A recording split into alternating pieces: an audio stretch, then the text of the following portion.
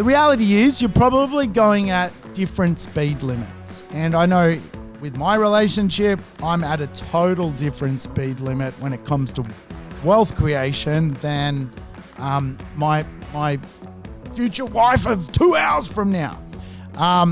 But that's okay.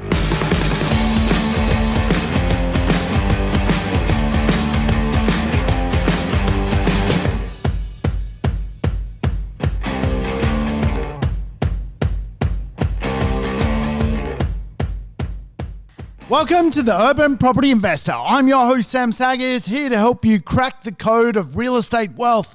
Today's show is a doozy. We're going to dig into love and money. Yes, relationships.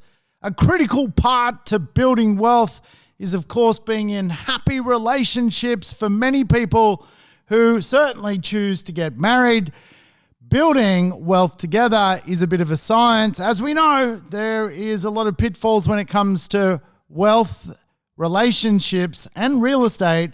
So today we're discussing the big three. How do we build wealth alongside our beautiful partner and get to the end game, which of course is financial freedom, not driving around like weirdo. Now, I'll tell you what, for me, probably the greatest achievement in my life to this point has been getting my own Uber meal created at Plato's Greek restaurant in Sydney. You today can order an Uber Sam meal box and you will get my own dish, which I have fundamentally got the restaurant to create especially for me. Apparently it's a bestseller. But I tell you what, that is today probably the highlight of my life, getting fundamentally a dish named after me, which you can buy on Uber Eats. Up until today, this was the biggest milestone of my entire life. Today, however, I am getting married. Yes, married. Unbelievable. I've decided that I've got time to kill, so I thought I would knock over a bit of a podcast when it comes to love, money, and relationships, because I'm actually getting married. Yes, 3 weeks ago, we decided, my beautiful partner, Aliona, and I, to bite the bullet and get married. Now, we met on the 1st of April 3 years ago, and we have decided that we are now getting married, and we are pushing forward with it. And up until, COVID hit, we had some marriage plans and we'd signed the paperwork and everything to get the marriage underway, and COVID hit, and of course no one could go anywhere, no one could go to events, you couldn't even go to a barbecue, let alone a wedding, so we decided to not worry about it. In her creative Zen way, my partner told me 3 weeks ago she wanted a particular date and I had 3 weeks to organize the wedding. So guess what? I'm getting married today. Unbelievable. I feel a mixture of butterflies. I feel a bit sick. I don't think I've slept. Does anyone sleep before getting married? I don't really know. And I tell you what, in about an hour and a half, I am heading off to my best man's house and fundamentally straight over to the little place where we're getting married. So as for a guy, there is not a lot to do, is there? You just basically shower, put your pants on, spray yourself with a bit of Rexona, put a bit of the old Hugo Boss on, smell as good as you can, and just hope you fundamentally make it to the event. I can understand women obviously have a lot more going on and a lot more moving parts, and so for my partner, she's certainly spending a lot more effort, I think, getting to the altar. As for me, it's really a shower and putting the pants on, making sure the shoes aren't scuffed, and away we go. However, I do not understand the point of the best man. What is the point of the best man? Can someone please tell me what the point of the best man actually is? Fundamentally, my best man has fundamentally done nothing, and this morning has contacted me asking if he could borrow some cufflinks. What is the point of the best man other than to irritate the groom? There is really no, I understand the bridesmaid. The ladies, they're getting dolled up. They've got the big dresses. They've got a lot going on. They've got flowers. Blokes, get in the shower, put their pants on, spray themselves with Rexona, put a bit of Hugo Boss on, and they're done. My best man can't even put together some cufflinks. So today I'm off to the chapel. And of course, as a coach on real estate, I often have seen over the years that people who get themselves in committed relationships without understanding each other perfectly can absolutely end up in a place where financially they end up in misery because they have entered a relationship with someone that they cannot go the distance with. Their values aren't aligned, their goals aren't aligned, and even their financial world has misalignment. And of course, all this can create is future financial challenges. So I wanted today's show to be about the idea of love and money. And as a 45-year-old male species who's never been married before, I probably have very little qualifications to be doing this podcast show about the idea of love and money, other than I have coached many people over the years and had to help coach people undo a lot of financial gain by seeing them get into a situation where they're either separated or divorced. And of course, I want today's show to highlight that hopefully we can all enter beautiful relationships and end up in a place very happy, spending our retirement years with someone we absolutely love. And of course, build that wealth together, not necessarily apart. It's interesting, real estate, of course, is a place of shelter. And what I find so fascinating about the demographics of real estate is one of the biggest demographics as to why we need so many properties is actually divorce. That for everyone who gets married, certainly around 50% of those people end up splitting apart. And of course, what that ultimately means is more shelter, more people meeting more dwellings. So of course, real estate and love and money absolutely collide. In 2019, 113,000 marriages were registered, a massive amount. And 49,000 divorces were also granted in Australia. You can imagine, again, many of those people who ended up getting married are happily married and going in the right direction. But circa around 50% of people actually end up splitting up. And I think even the COVID statistics has revealed that people hate each other. They worked that out when they had to spend all day together. It was all fun and games when, you got up and went to work, got out and about, and you only saw each other for really 20 minutes a day. You thought you were in love. Then you realized, oh my God, I'm stuck with this person. I hate this person. So I tell you what, I've always fundamentally thought that your life partner certainly has to have a financial interest into what you do, because if you can move together, you can grow together. And again, I'm absolutely not qualified to give marriage advice at all. And if anything, I have probably been through my fair share of train wrecks over the years when it comes to relationships. Today is really just my observations around working with people, seeing friends and family all go through this idea of building something together, then having it ripped apart, and also my observations around how we can stay together longer and, of course, maybe just choose that right person so that we obviously don't end up in a financial nightmare, which comes with the concept of splitting up in a marriage. The median duration of a marriage, according to the ABS in 2019, when the last data came out, was around 12.2 years, right? So separation for many people happens after around 8 years. And this blows my mind because I think we've all heard of the 7-year itch. After 8.5 years, a lot of people are getting separated.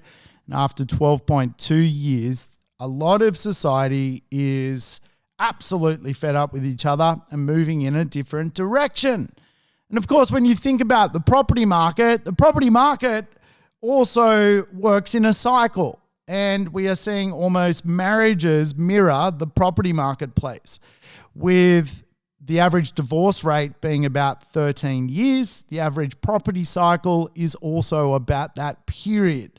So you can imagine we've got to not only master this thing called real estate wealth, we've got to also master our relationships.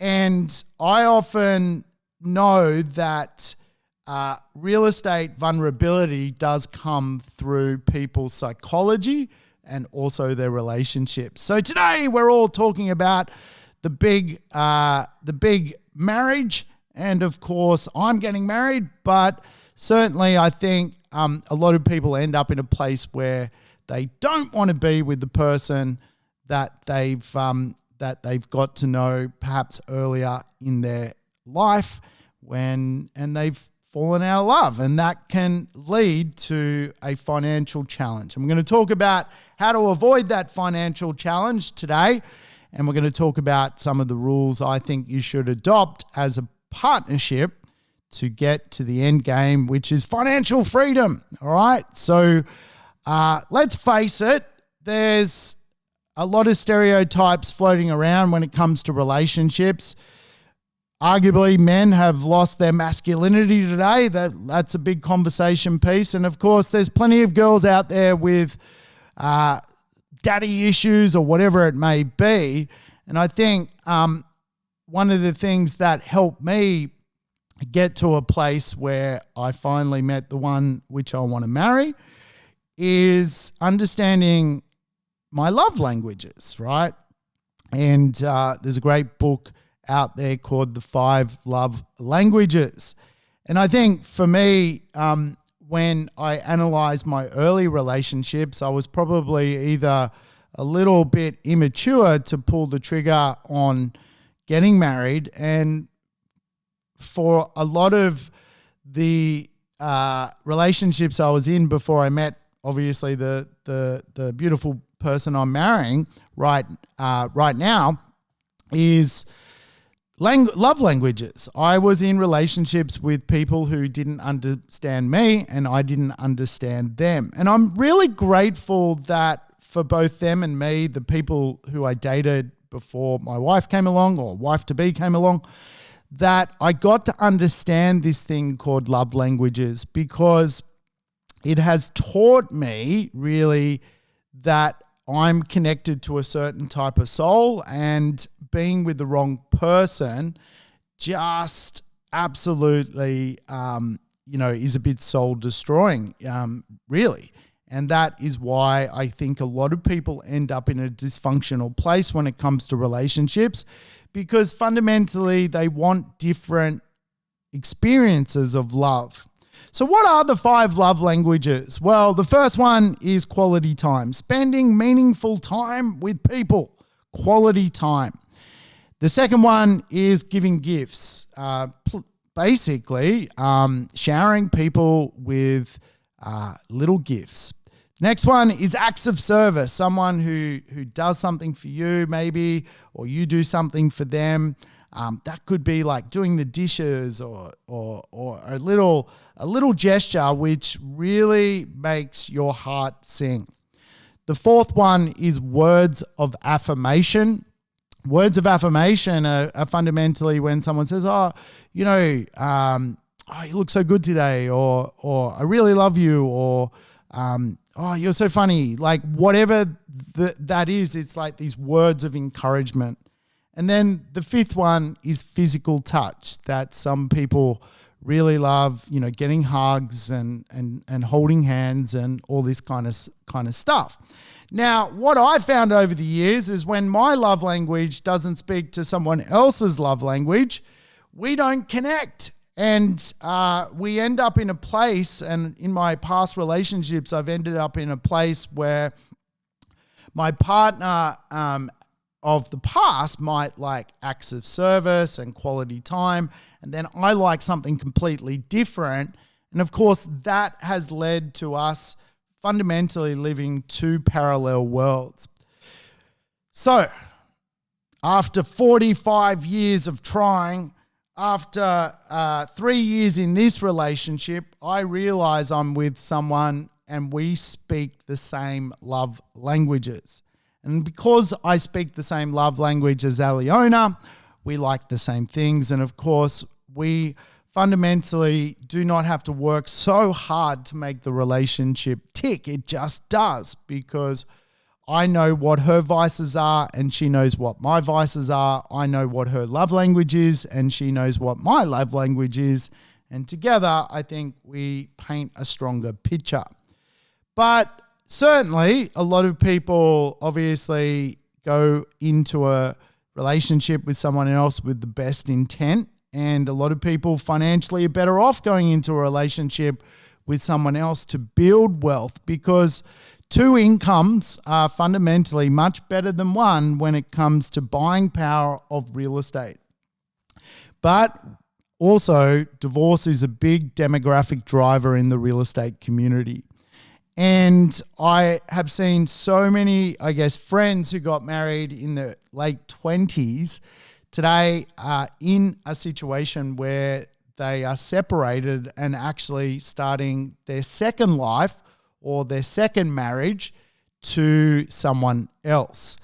And I do see that those people financially are trying to run two worlds. And the stress on them is incredible, that both men and women who went through an early relationship and then had to basically give up on that relationship, but have children and commitments to a past relationship.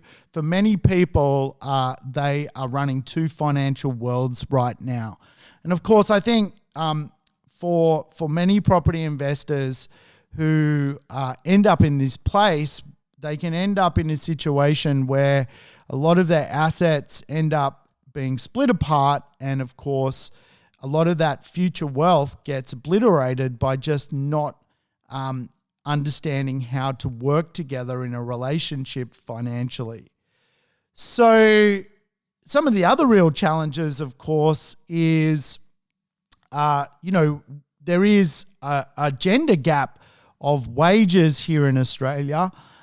Women, for example, earn on average around 13.5% less than men. So, of course, you can imagine if many people do get a divorce, and particularly for a lot of women as well, is their wages are a lot smaller because of the gender gap in Australia and New Zealand, that they can quite often end up in a place of real financial hardship if something was to be undone. So this stuff's really, really serious, because the consequences of, not forming really good relationships and not ending up in a place where you're ultimately happy is devastating emotionally, but also financially, it can be very, very hard for many of the people involved in the situation from a financial point of view, where assets are having to be sold off, where properties are being put on the market, which are expensive to buy, and there's lots of taxes and implications around buying real estate. And then all that gets undone, sold off, and of course, then we're put in a position where we're back to being only one person and one person's buying power. And for many women, that's even harder, because they are put in a position that it just takes so many more months for women to save money compared to men. On average, to save a 20% deposit, it may take the average Australian around 20% longer than the equivalent male, right? So there's a lot of things that sort of make up this puzzle, and we're trying to crack this code of love and money. And I guess other than making sure you're in the right relationship to begin with, I think there are some rules which many property investors and couples can apply to be successful together. Now, obviously, relationships can be a little bit like the weather. You never know what's around the corner. And certainly, I guess human beings are frail species at times and can mess things up. But I think the first rule of investing together in a relationship, whether it be as a partner relationship or a full marriage, is take responsibility together, right? The reality is where you both want to go needs to be discussed. And I think a lot of relationships float. People don't talk about their financial goals, their life goals, their bucket list goals, and really just live a little bit in the moment, which sounds great, but also it leads, or living in the moment does lead to a little bit of the idea of not feeling certain in the future. And I think a lot of people fail in their relationship because someone doesn't bite the bullet and lead and fundamentally say, well, look, this is all good and well. We're living this lifestyle. We're having fun. We're having fluffy ducks. You're a funny guy. You're a funny girl. We have a good night out together. But what does certainty actually look like? Certainty. What does certainty look like for you? Because to make you feel safe as a human being in this relationship, we have to take responsibility. And that psychology is so important. If you don't embrace psychology in a relationship, you're going to have a real challenge with future risk. And I think a lot of relationships break up because one partner won't give certainty to another partner. And of course, a lot of that is stemmed around financial challenges. I mean, people want to feel safe that 10 years from now, they're in a safe position. And if you're in a relationship where that is never discussed, I think that's probably one of the first rules which needs to be addressed so that you're both moving in the right position. The reality is you're probably going at different speed limits. And I know with my relationship, I'm at a total different speed limit when it comes to wealth creation than my future wife of 2 hours from now. But that's okay. Like, we understand that my skill set's a little bit higher in that space and she's got skill sets in a different space. But we still work and understand that we are moving together fundamentally as one. And again, I think understanding your speed limit's so important because I coach a lot of people and I get to speak to a lot of people about real estate. And it's so obvious when you sit down with a couple and they have never talked about their shared goals and dreams and they're on completely different speed limits. She wants to go out and buy 3 properties and he's conservative and wants to buy 1. All of a sudden, you're probably not in a position where you're moving responsibly together.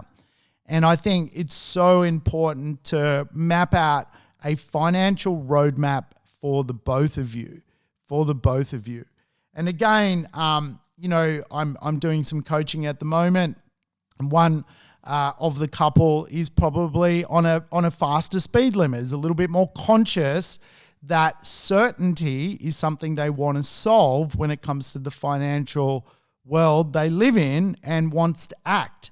The second partner is sort of dragging their feet. Obviously, I don't get to see what happens behind the scenes, but no doubt if that is not solved, there's going to be a relationship crossover at emotional level if the financial world is not solved at a certainty level.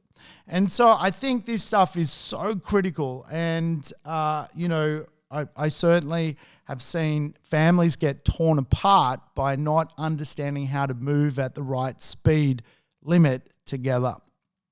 Obviously, I think it's so important that families have a budget and that budgets are better understood by both parties because, again, nothing breaks up a relationship more than money. It's ridiculous to even think that money comes into a relationship and can tear it apart, something so superficial as money.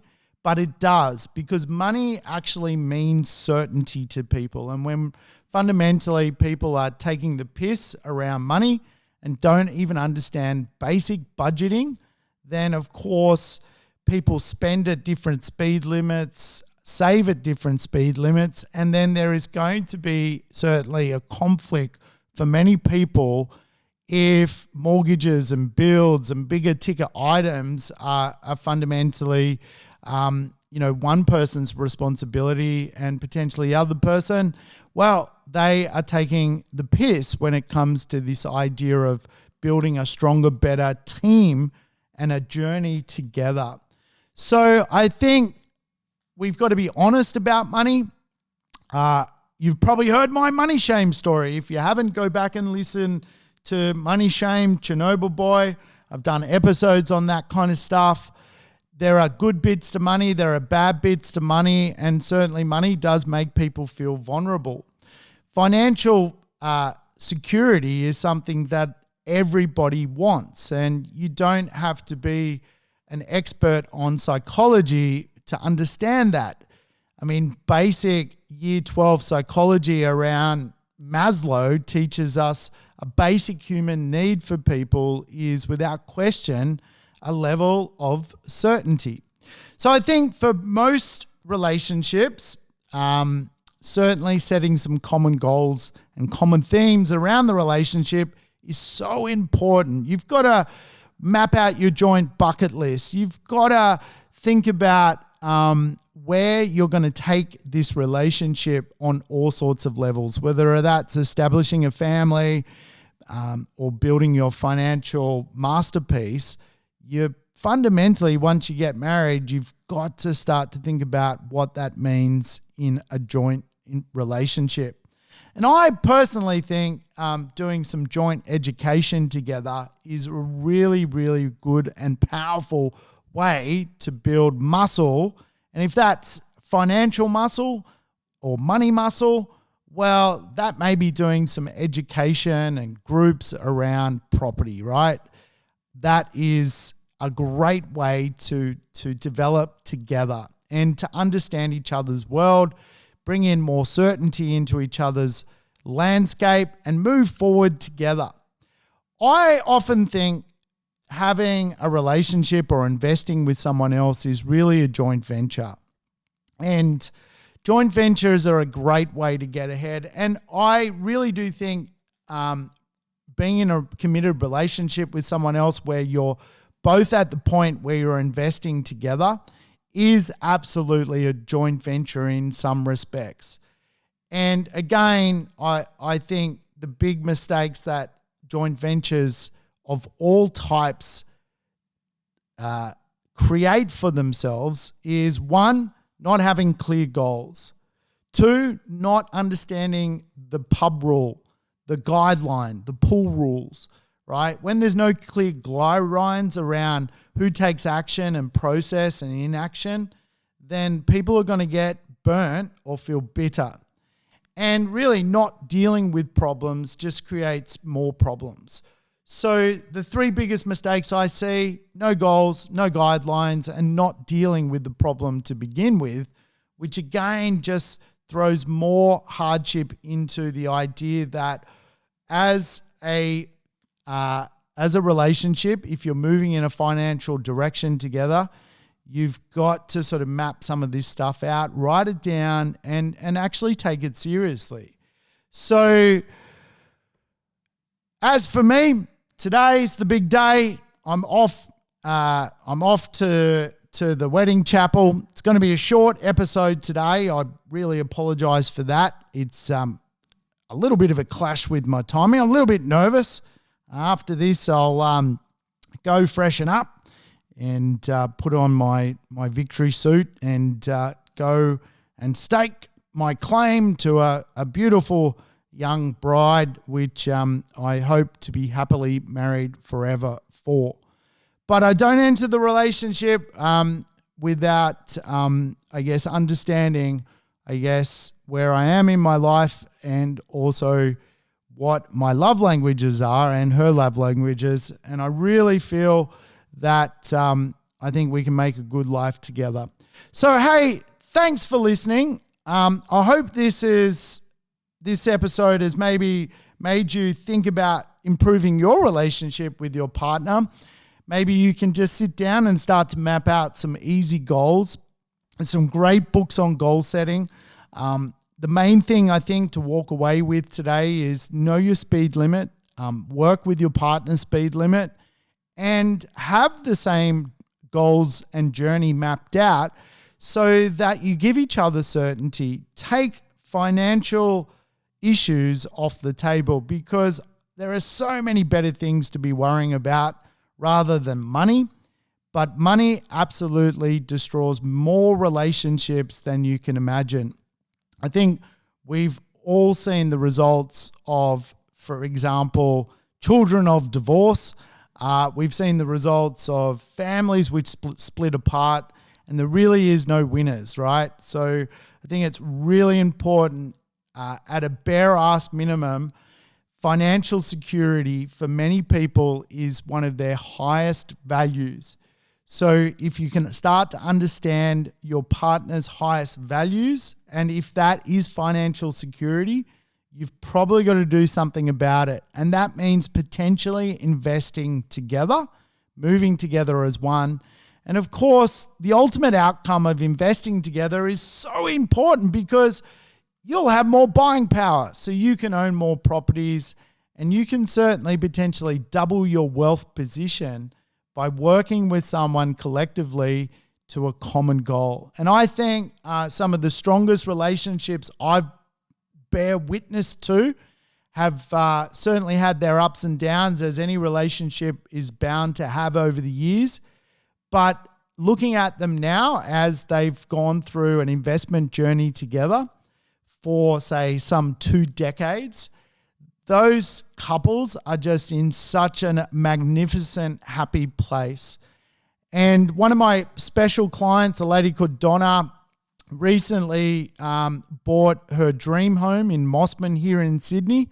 She had done that with her partner, Brad, by buying 6 or 7 properties over the years, watching them grow in value, watching that cash flow pop out of those assets. They've been on this journey for 20 years with me, and those two have just created this awesome relationship that they're in. And the result of working together in a financial sense, today they live as property investors with, good jobs, but, not jobs which are like, they're getting paid millions and millions of dollars. They're just, fairly middle to good jobs. They're now living in one of Australia's most expensive and desirable suburbs, a suburb called Mossman. And they did that through hard work together in a financial sense. And they're now obviously living their dream, living in an awesome suburb together. And they financially mapped that stuff out 20 years ago. So I've got to see the results of good financial management when it comes to love and money. And I certainly hope that is something that you can get to. Hey, thanks very much for listening. I'm off to the chapel. I'll catch you next time on the Urban Property Investor. Thanks for tuning in to the Urban Property Investor. To never miss an episode, make sure you subscribe to the podcast on your favorite app or on YouTube. I would love it if you could give the show a rating and share it with your friends and family. In between episodes, you can always keep in touch with me by connecting on social media over Facebook, Instagram, or LinkedIn. Until we meet again on the next episode of the Urban Property Investor, take care and bye for now.